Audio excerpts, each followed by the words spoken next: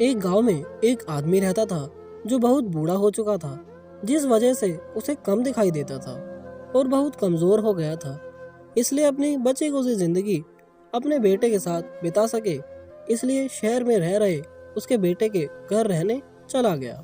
बेटा एक शहर के छोटे मकान में रहता था। मकान तो उसका छोटा था, लेकिन उसके अंदर जो चीजें रखी थी वह महंगी थी। उस मकान में बेटा, उसकी पत्नी और उनका एक 10 साल का बच्चा, वह छोटा सा परिवार एक साथ मिलकर रहता था। बूढ़े पिता के आने से उनके परिवार का एक सदस्य बढ़ गया। वह पूरा परिवार रोज सुबह शाम डाइनिंग टेबल पर साथ में खाना खाया करता।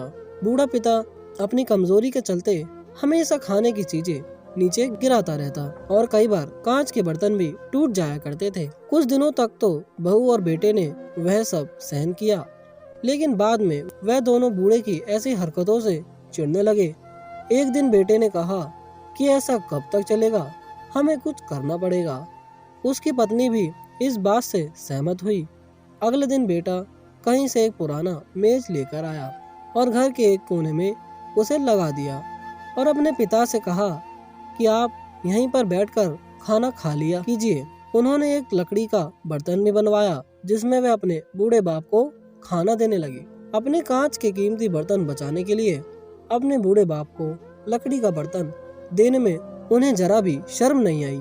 खाने का समय जब जब होता तो बूढ़ा बाप एक कोने में बैठकर खाना खाता और बाकी का परिवार डाइनिंग टेबल पर खाना खाया करता। डाइनिंग टेबल पर बैठे बैठे दोनों पति पत्नी कभी कभी अपने बूढ़े बाप की तरफ देख लिया करते। बूढ़े बाप की आंखों में उन्हें आंसू भी नजर आते, मगर उन पर जैसे कोई असर ही नहीं होता। बूढ़े बाप का पोता भी यह नजारा हमेशा देखता और वह अपने में ही खोया रहता। एक दिन जब पति पत्नी डाइनिंग टेबल पर बैठकर खाना खा रहे थे, तब उनका बच्चा जमीन पर बैठकर कुछ कर रहा था।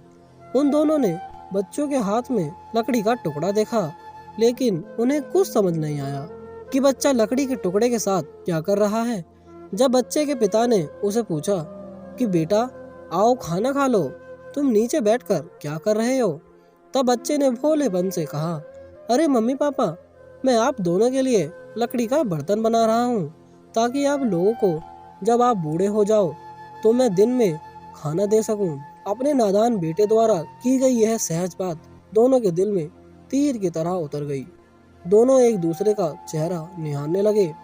बिना कुछ कहे कि दोनों की आंखों में पानी आ गया और उन्हें अपने भविष्य की किताब अपने आंखों के सामने खुलती हुई नजर आई। उन्हें समझने में ज्यादा देर नहीं लगी कि अब उन्हें आगे क्या करना पड़ेगा।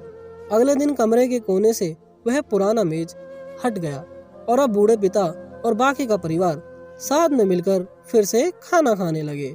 बूढ़े की कमजोरी की वजह से हो रही गलतियां भी अब किसी को नहीं चढ़ाती थी। तो दोस्तों, आज की यह कहानी हमें यह बताती है कि हर वह पत्ता जो आज हरा है वह कल सूखेगा और डाली से नीचे ही गिरेगा।